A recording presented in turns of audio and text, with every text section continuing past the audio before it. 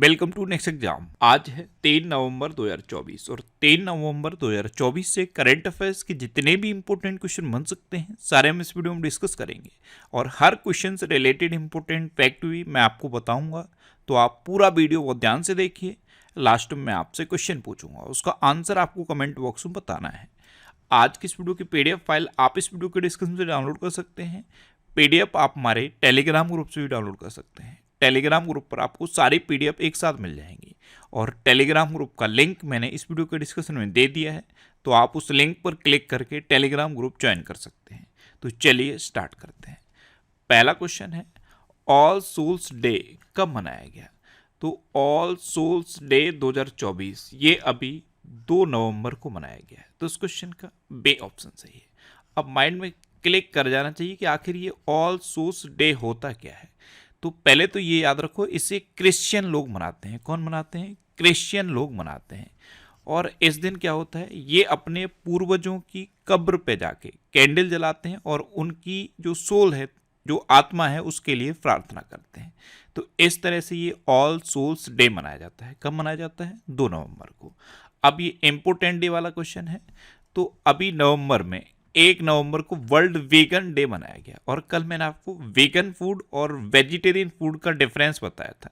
जो vegetarian food होता है उसमें जानवरों से मिलने वाले प्रोडक्ट शामिल रहते हैं, जैसे दूध, दही, पनीर, ये सब वेजिटेरियन में तो शामिल रहता है, लेकिन वेगन फूड में ये भी शामिल नहीं रहता। यानी कि जानवरों से मिलने वाला कोई भी प्रोडक्ट वेगन फूड में शामिल नहीं रहता है। इसमें सिर्फ फल, सब्जियां और हरे पत्तीदार सब्जियां ये सब शामिल रहती हैं वेगन फूड में, लेकिन वेजिटेरियन फूड में दूध, दही, ये सब प्रोडक्ट शामिल रहते हैं।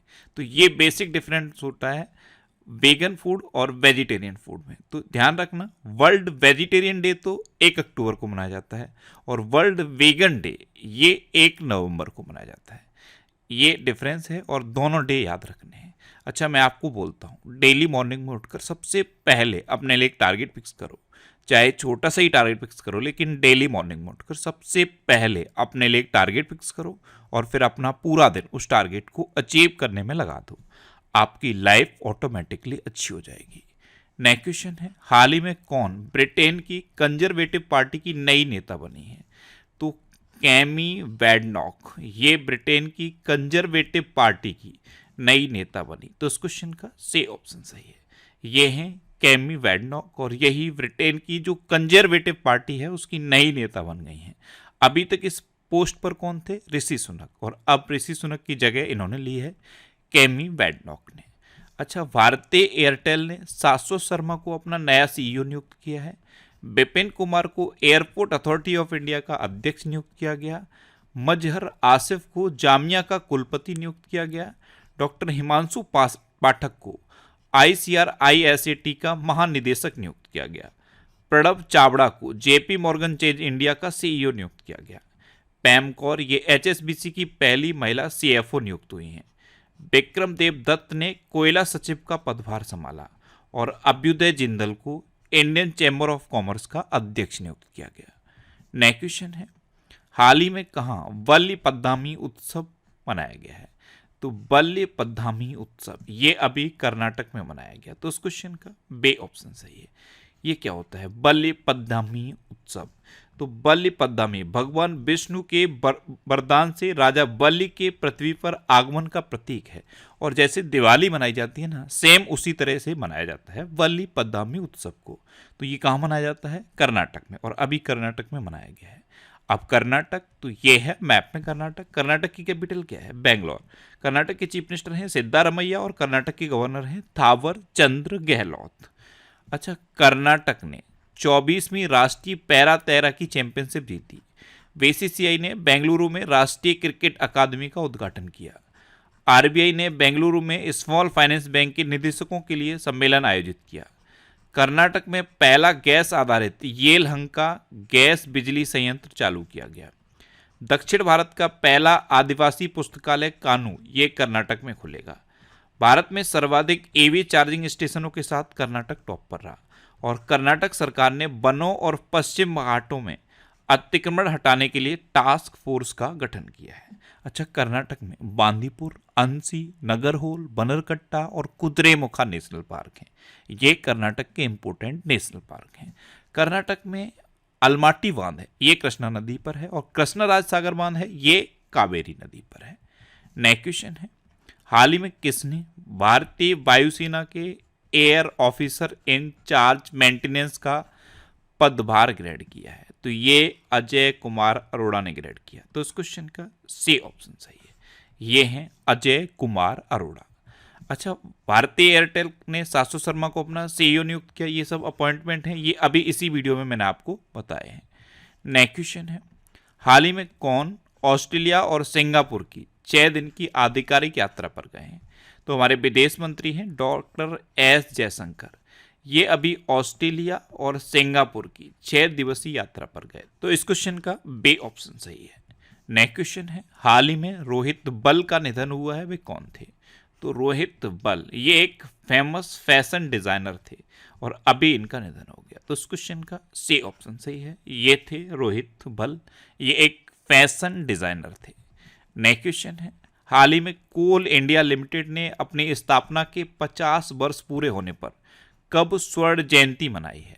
तो कोल इंडिया लिमिटेड की स्थापना के अब 50 वर्ष पूरे हो गए हैं, और 50 वर्ष पूरे होने पर कोल इंडिया लिमिटेड ने 1 नवंबर को अपनी स्वर्ण जयंती मनाई। तो इस क्वेश्चन का बी ऑप्शन सही है। अब कोल इंडिया लिमिटेड, तो इसकी स्थापना कब हुई थी? 1975 में। इसका हेडक्वार्टर कहाँ पे है? कोलकाता में। और इसके प्रेजेंट टाइम पे एमडी एंड सीईओ कौन है? पे एम प्रसाद। कौन है? पे एम प्रसाद। नेक्स्ट क्वेश्चन है, हाल ही में किस देश ने 19 भारतीय कंपनियों पर प्रतिबंध लगाया है?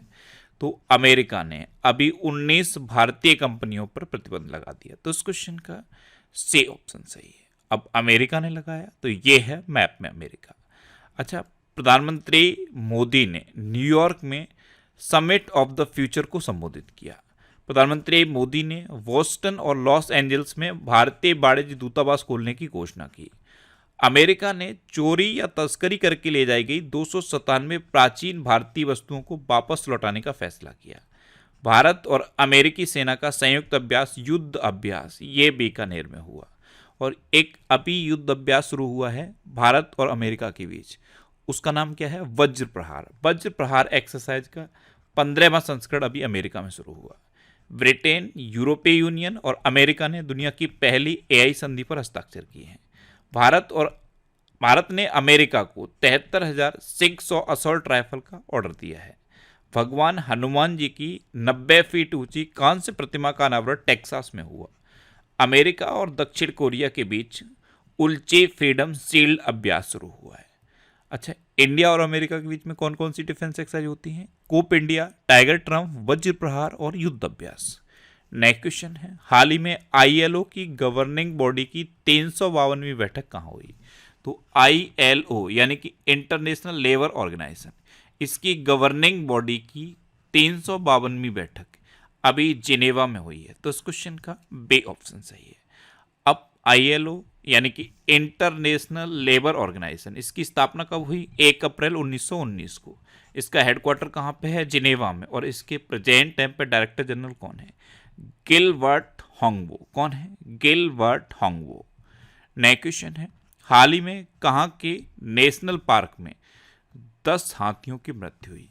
तो मध्य प्रदेश में है बांधवगढ़ नेशनल पार्क, यहाँ अभी 10 हाथियों की मृत्यु हुई है। तो इस क्वेश्चन का सी ऑप्शन सही है। अब मध्य प्रदेश, तो ये है मैप में मध्य प्रदेश। मध्य प्रदेश की कैपिटल क्या है? भोपाल। और आपको पता है भोपाल में है भोजताल। ये एग्जाम में पूछा जाता है कि भोजताल कहाँ है, तो भोपाल में है। मध्य प्रदेश के चीफ मिनिस्टर हैं मोहन यादव और मध्य प्रदेश के गवर्नर हैं मंगू भाई से पटेल। अच्छा, मध्य प्रदेश में भारत का पहला कागज रहित चुनाव आयोजित किया गया। मध्य प्रदेश में संभागों, जिलों और तहसीलों का नए सिरे से सीमांकन किया जाएगा। उत्तर भारत की सबसे बड़ी फ्लोटिंग सौर परियोजना ओमकारेश्वर में शुरू हुई है। सैनिटरी पैड के लिए छात्राओं के बैंक खातों में राशि भेजने वाला पहला राज्य मध्य प्रदेश बना है। उज्जैन में सबसे अधिक 1500 लोगों ने एक साथ 10 मिनट तक डमरू बजाकर गिनीज वर्ल्ड रिकॉर्ड बनाया। चौथा राष्ट्रीय हिंदी विज्ञान सम्मेलन 2024 ये भोपाल में आयोजित हुआ। इंदौर में मात्र 24 घंटे में 11 लाख पौधे लगाकर गिनीज वर्ल्ड रिकॉर्ड बनाया गया। पीएम स्वनिधि योजना के तहत सर्वश्रेष्ठ प्रदर्शन करने वाला राज्य मध्य प्रदेश बना। अच्छा, मध्य प्रदेश में कान्हा, बांधवगढ़, माधव, संजय, पन्ना और सतपुड़ा नेशनल पार्क हैं।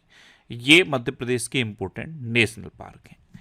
नेक्स्ट क्वेश्चन है, हाल ही में कृषा वर्मा ने अंडर 19 विश्व मुक्केबाजी चैंपियनशिप में कौन सा पदक जीता? तो कृषा वर्मा ये एक मुक्केबाज हैं और इन्होंने अभी अंडर 19 विश्व मुक्केबाजी चैंपियनशिप में स्वर्ण पदक जीता है। तो इस क्वेश्चन का बे ऑप्शन सही है। और ये जो अंडर 19 विश्व मुक्केबाजी चैंपियनशिप है ये अमेरिका के कोलोराडो में हुई है और इसमें कृषा वर्मा ने गोल्ड मेडल जीता है। ये हैं कृषा वर्मा, ये जो मिडिल में खड़ी हैं यही हैं कृषा वर्मा। नेक्स्ट क्वेश्चन है, हाल ही में आरबीआई ने विदेश में रखा कितने टन सोना भारत मंगाया है? तो आरबीआई ने अभी यूके में रखा 102 टन सोना भारत मंगाया। तो उस क्वेश्चन का ए ऑप्शन सही है। अब आरबीआई यानी कि रिजर्व बैंक ऑफ इंडिया, इसकी स्थापना कब हुई? 1 अप्रैल 1935 को। इसका हेडक्वार्टर है मुंबई में और इसके गवर्नर हैं शक्तिकांत दास। यहाँ ध्यान रखना, शक्तिकांत दास आरबीआई के 25वें नंबर के गवर्नर हैं। नेक्स्ट क्वेश्चन है, हाल ही में किसे एमसीएक्स का एमडी एंड सीईओ नियुक्त किया गया? एमसीएक्स यानी कि मल्टी कमोडिटी एक्सचेंज, तो एमसीएक्स का एमडी एंड सीईओ ये प्रवीड़ा राय को नियुक्त किया गया। तो इस क्वेश्चन का बे ऑप्शन सही है, ये हैं प्रवीड़ा राय। अच्छा, जेएसडब्ल्यू स्पोर्ट्स ने सौरभ गांगुली को नया क्रिकेट निदेशक बनाया। अनिल कुमार गुप्ता को एयरपोर्ट अथॉरिटी ऑफ इंडिया का सदस्य नियुक्त किया गया। एयरपोर्ट अथॉरिटी ऑफ इंडिया यानी कि एएआई का सदस्य योजना नियुक्त किया गया। टाटा ट्रस्ट का अध्यक्ष नोएल टाटा को नियुक्त किया गया। अनुराग जैन को मध्य प्रदेश का नया मुख्य सचिव नियुक्त किया गया। जस्टिस शमीम अहमद ने मद्रास उच्च न्यायालय के न्यायाधीश के रूप में शपथ ली। एसपी धारकर अगले वायुसेना उप प्रमुख नियुक्त हुए। जस्टिस सुरेश कुमार कैत ये मध्य प्रदेश के हाई कोर्ट के चीफ जस्टिस बने और जस्टिस मनमोहन ने दिल्ली उच्च न्यायालय के मुख्य न्यायाधीश के रूप में शपथ ली है। नेक्स्ट क्वेश्चन है, हाल ही में किस देश की सरकार भारतीय राजनयिकों की ऑडियो वीडियो निगरानी कर रही है? तो ये कनाडा की सरकार कर रही है। तो इस क्वेश्चन का सी ऑप्शन सही है। अब आज के टाइम पे आप देखोगे तो इंडिया और कनाडा का जो रिलेशन है वो बहुत ज़्यादा खराब हो चुका है। पहले कनाडा ने जो वहाँ पे भारत के उच्चायुक्त हैं उन पर आरोप लगाया और उनको वहाँ से इंडिया भेज दिया। फिर इंडिया ने उसके जवाब में जो कनाडा के हाई कमिश्नर इंडिया में थे उन पर आरोप लगाया और 6 लोगों को इंडिया से वापस भेज दिया। उसके बाद से अब तक आरोप प्रत्यारोप का दौर लगातार चल रहा है। और अब ये क्या हुआ है, कनाडा ने क्या किया है, हमारे गृह मंत्री पर आरोप लगा दिया है। उसके बाद अब भारत ने ये आरोप लगाया कि कनाडा भारतीय राजनयिकों की ऑडियो वीडियो निगरानी कर रहा है। तो अगर आप पूरा सिनेरियो समझोगे तो आज की डेट में इंडिया और कनाडा का जो रिलेशन है वो अच्छा नहीं है। इसे बिल्कुल अच्छा नहीं कहेंगे क्योंकि ये रिलेशन बहुत ज़्यादा खराब होता जा रहा है और लगातार एक दूसरे पे आरोप लगाया जा रहा है। तो अभी ये नया अपडेट है कि भारतीय राजनयिकों की ऑडियो वीडियो निगरानी कर रहा है कनाडा। अब कनाडा कर रहा है तो ये है मैप में कनाडा। कनाडा की कैपिटल क्या है? ओटावा। कनाडा की करेंसी क्या है? Canadian dollar. और कनाडा के प्राइम मिनिस्टर कौन है? Justin Trudeau. और ये इंटरनेशनल पॉलिटिक्स में ऐसा होता रहता है। आपने देखा होगा इंडिया और चाइना का भी कितना ज़्यादा रिलेशन खराब चला और आज की डेट में आप देखो दोनों अपने बॉर्डर पे पीछे जा चुके हैं और शांति हो गई है। ऐसे ही इंडिया और पाकिस्तान का कितना ज़्यादा रिलेशन बहुत दिनों से खराब था और अभी एस जयशंकर पाकिस्तान जाके आए हैं वापस। तो ये रिलेशन खराब होते हैं और टाइम के साथ ये सही भी हो जाते हैं। तो इंटरनेशनल पॉलिटिक्स में ये चलता रहता है। चाइना के साथ तो इतनी ज़्यादा सिचुएशन खराब थी और आज आप देखोगे तो चाइना बॉर्डर पे लगभग शांति हो चुकी है। चाइना की जो सेना थी वो भी पीछे हट चुकी है और इंडिया की सेना भी उस जगह से वहाँ से पीछे हट गई है और बॉर्डर पे शांति हो गई है। तो ये रिलेशन खराब होते रहते हैं, तनाव चलते रहते हैं। इंटरनेशनल पॉलिटिक्स में ये सब होता रहता है। अभी कनाडा के साथ चल रहा है, हो सकता है आने वाले टाइम में कनाडा के साथ फिर से इंडिया के रिलेशन और अच्छे हो जाएं। नेक्स्ट क्वेश्चन है, किस देश में वेसड़ बाढ़ की वजह से 200 से अधिक लोगों की मृत्यु हुई? तो ये स्पेन में हुई है। स्पेन में अभी बेसड़ बाढ़ आई है और बेसड़ बाढ़ की वजह से 200 से अधिक लोगों की डेथ हो गई। तो इस क्वेश्चन का बे ऑप्शन सही है। अब स्पेन तो ये है मैप में स्पेन। स्पेन की कैपिटल क्या है? मैड्रिड। स्पेन की करेंसी क्या है? यूरो। और स्पेन के प्राइम मिनिस्टर कौन है? पेड्रो संचेज। कौन है? पेड्रो संचेज। अच्छा, एक देश है मालदीव। एक टाइम था जब मोहम्मद मोइज्जू मालदीव के प्रेसिडेंट बने थे, उस टाइम इंडिया और मालदीव के रिलेशन लगातार खराब हुए थे। वहाँ से जो वहाँ पे इंडिया के सैनिक थे उनको भगा दिया गया था, वापस इंडिया भेज दिया गया था, और लगातार स्टेटमेंट दिए जा रहे थे, इधर से भी स्टेटमेंट उधर से भी स्टेटमेंट, और लगातार संबंध खराब हुए। और आज की डेट में आप देखोगे मालदीव ने यूपीआई को चालू किया है, इंडिया का जो यूपीआई है उसे मालदीव ने चालू कर दिया और रिलेशन फिर से अच्छे हो गए हैं। तो कभी भी इंटरनेशनल पॉलिटिक्स को लेके इतना नहीं सोचना चाहिए कि ये देश हमारा दुश्मन हो गया। कोई देश दुश्मन नहीं होता है, टाइम के साथ फिर रिलेशन सही होते हैं और टाइम के साथ बिगड़ भी जाते हैं रिलेशन। ये इंटरनेशनल पॉलिटिक्स है, यहाँ हमेशा से ऐसा ही हुआ है और आगे भी ऐसा ही होता रहेगा। अब लास्ट वीडियो के क्वेश्चन का आंसर।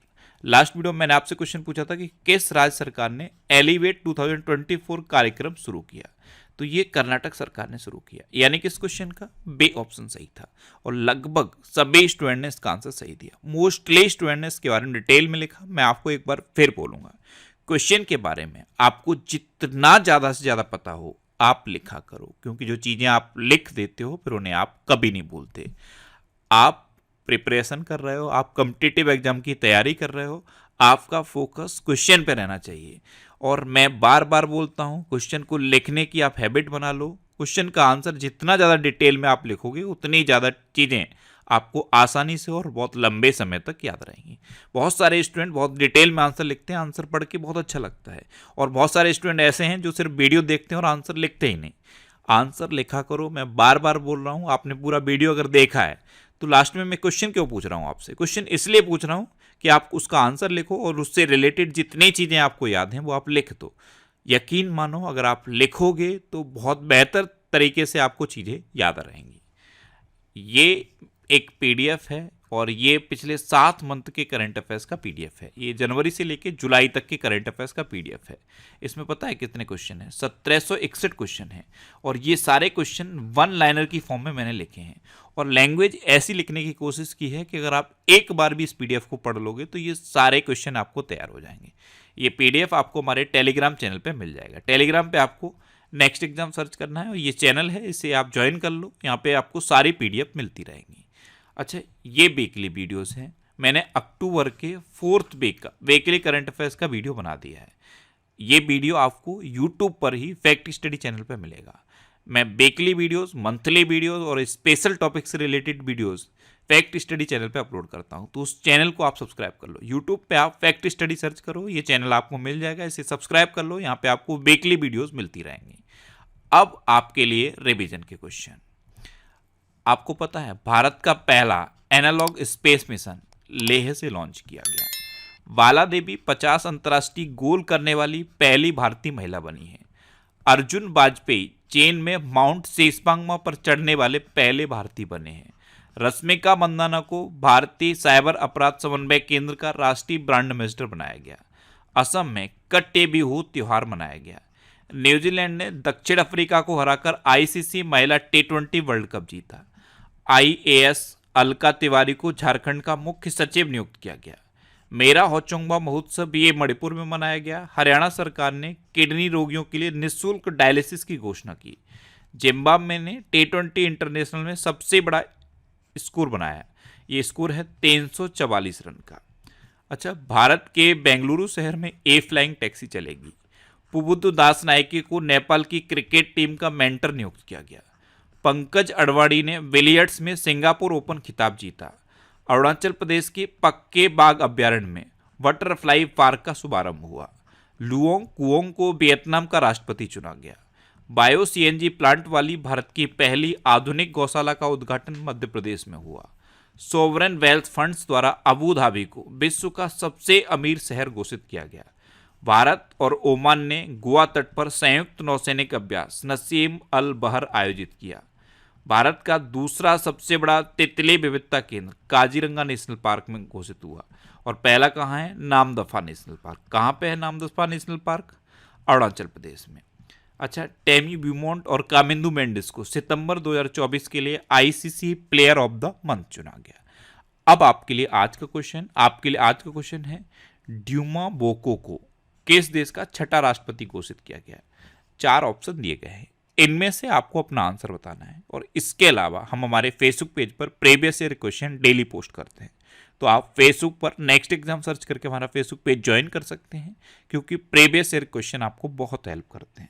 अगर आपको किसी क्वेश्चन में कोई डाउट होता है या आपको अपने करियर से रिलेटेड भी कोई प्रॉब्लम है, तो आप इंस्टाग्राम, फेसबुक और एक्स पर इंद्रेश आरसी सर्च करके आप मेरे साथ जुड़ सकते हैं और कोई भी डाउट, कोई भी confusion without any hesitation discuss कर सकते हैं। तो ये था आज का हमारा करंट अफेयर्स का वीडियो। आपको ये वीडियो कैसा लगा प्लीज कमेंट बॉक्स में जरूर बताना, और अगर अभी तक भी आपने हमारे इस चैनल को सब्सक्राइब नहीं किया है तो इसे आप सब्सक्राइब कर लीजिए। आपको इस चैनल से निश्चित ही मदद मिलेगी। जब भी आप इसे सब्सक्राइब करेंगे तो बराबर में एक बेल आइकन बन के आएगा, आप उस बेल आइकन पर जरूर क्लिक कर लें, जिससे कि आपको डेली मॉर्निंग में करंट अफेयर्स की वीडियो मिलती रहे। Next exam always with you. Thanks for watching.